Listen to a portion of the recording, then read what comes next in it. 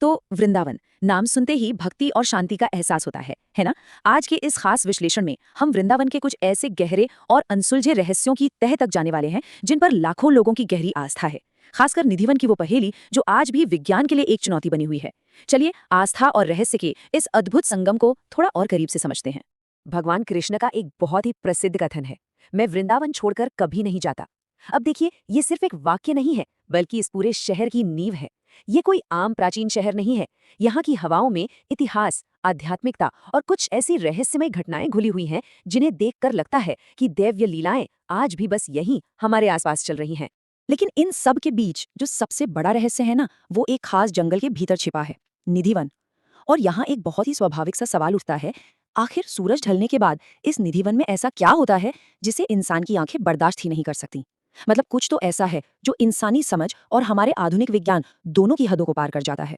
निधिवन का सबसे बड़ा रहस्य, रात के अंधेरे में बदलता हुआ जंगल। आइए इस पहेली के बिल्कुल केंद्र में चलते हैं। अगर दिन के उजाले में देखा जाए तो ये जंगल बिल्कुल साधारण सा लगेगा, बस सूखे, मुड़े हुए और आपस में उलझे पेड़ों का एक झुरमुट। लेकिन जैसे ही रात होती है, किंवदंतियों की माने तो यही निर्जीव से दिखने वाले पेड़ एक अलौकिक रूप ले लेते हैं। कहा जाता है कि ये रहस्यमयी ढंग से गोपियों में बदल जाते हैं और एक दिव्य रोशनी के बीच नृत्य करने लगते हैं, बिल्कुल किसी चमत्कार की तरह। अब जरा इस बात पे गौर कीजिए, इस रात्रकालीन बदलाव की वजह से जो होता है वो सच में चौंकाने वाला है। शाम होते ही यहाँ एक बेहद सख्त रूटीन फॉलो किया जाता है। मंदिर के दरवाजे पूरी तरह से लॉक कर दिए जाते हैं। पुजारी और भक्त तुरंत वन खाली कर देते हैं। यहाँ तक कि आसपास रहने वाले लोग अपनी खिड़कियों को ईंटों से चुनवा लेते हैं। और सबसे हैरानी की बात बताऊं, बंदर और पक्षी जैसे जानवर भी अपनी किसी छठी इंद्री से सूर्यास्त से पहले ही इस वन को छोड़कर भाग जाते हैं। और ऐसा इसलिए है क्योंकि यहाँ एक बहुत गहरी मान्यता है। माना जाता है कि कोई भी इंसानी शरीर रात की इन घटनाओं को सह नहीं सकता। ऐसा कहा जाता है कि जिसने भी रात के अंधेरे में वहां रुकने की कोशिश की, उसने या तो अपनी आंखों की रोशनी खो दी, या अपनी आवाज, या फिर अपना मानसिक संतुलन ही खो बैठा। बात सिर्फ कहानियों की नहीं है। जब छिपे हुए कैमरों से सच्चाई जानने की कोशिश की गई ना, तो अगली सुबह उन कैमरों में सिवाय एक चकाचौंध करने वाली सफेद रोशनी के और कुछ भी कैद नहीं हुआ। रंगमहल की अद्भुत लीला और ईश्वर के शयन के लिए होने वाली रोजाना की तैयारियां। निधिवन के अंदर मौजूद रंग महल में हर शाम पुजारियों द्वारा बेहद बारीकी से कुछ तैयारियां की जाती हैं।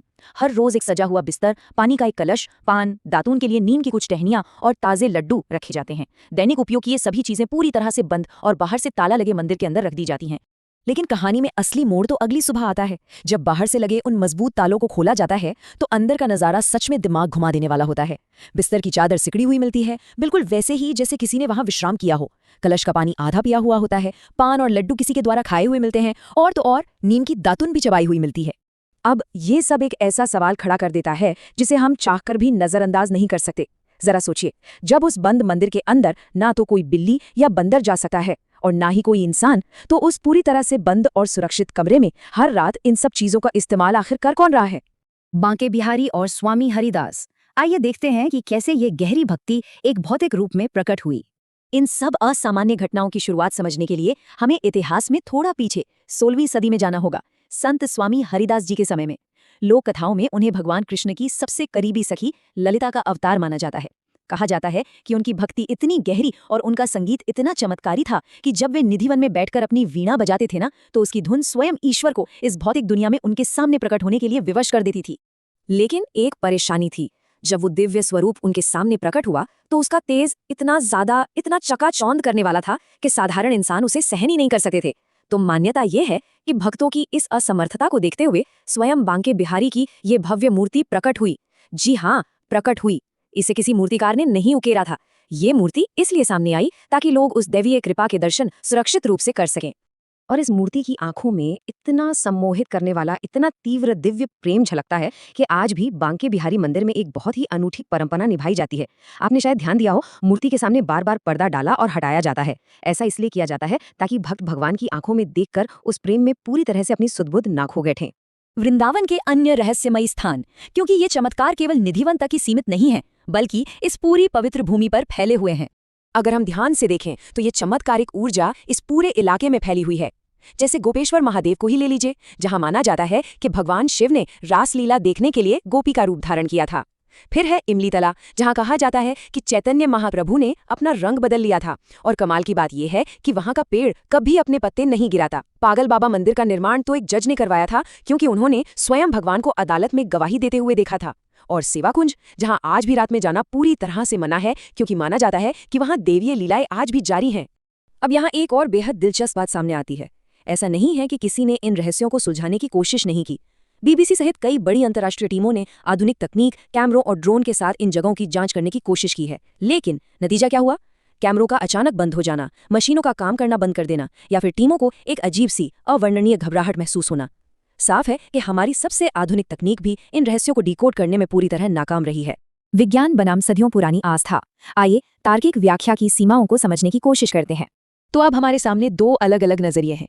एक तरफ हमारा वैज्ञानिक दृष्टिकोण है जो कहता है कि निधि वन के पेड़ों का मुड़ना बस वहां के मिट्टी की संरचना का नतीजा है और ये सारी कहानियां सिर्फ उस जगह के सूनेपन की वजह से दिमाग की उपज हैं। ठीक है, मान लेते हैं। लेकिन दूसरी तरफ यही विज्ञान आज भी इस बात का कोई ठोस जवाब नहीं दे पाया है कि सूर्यास्त से ठीक पहले जानवर वहां से क्यों भाग जाते हैं, या फिर उन बाहर से बंद कमरों में रखे प्रसाद को हर रात कौन ग्रहण करता है। सच कहूं तो जैसा कि एक बहुत ही प्रसिद्ध विचार है, कुछ चीजें विज्ञान से नहीं बल्कि आस्था से समझी जाती हैं। शायद सच्चाई यही है कि विज्ञान के जो उपकरण हमारे पास हैं वे इस जगह के आध्यात्मिक वजन और सांस्कृतिक गहराई को मापने के लिए बने ही नहीं हैं। कुछ चीजें तर्कों की कसौटी पर नहीं कसी जा सकती। अगर हम थोड़ा गहराई से सोचें तो सबसे बड़ा और बिल्कुल सामने दिखाई देने वाला चमत्कार केवल रात के अंधेरे में होने वाली वो घटनाएं नहीं है। असली रहस्य और सबसे बड़ा चमत्कार तो उन लाखों करोड़ों लोगों की अटूट आस्था है, एक ऐसी विशाल और अखंड शक्ति जिसने इन कहानियों को, इस विश्वास को सदियों से लेकर आज तक बिल्कुल जीवंत और धड़कता हुआ रखा है। इस सफर के अंत में एक बहुत ही गहरा सवाल हमारे सामने आकर खड़ा हो जाता है। क्या असली जादू उन अदृश्य रात्रिकालीन घटनाओं में है जिन्हें किसी ने नहीं देखा, या फिर उस सदियों पुरानी अटूट आस्था में है जो आज भी पूरे विश्वास से ये मानती है कि ईश्वर आज भी यहीं हमारे बीच मौजूद है? इस सवाल का जवाब शायद हम सबको अपने अंदर ही खोजना होगा। आज के इस विश्लेषण में हमारे साथ जुड़ने के लिए बहुत बहुत धन्यवाद।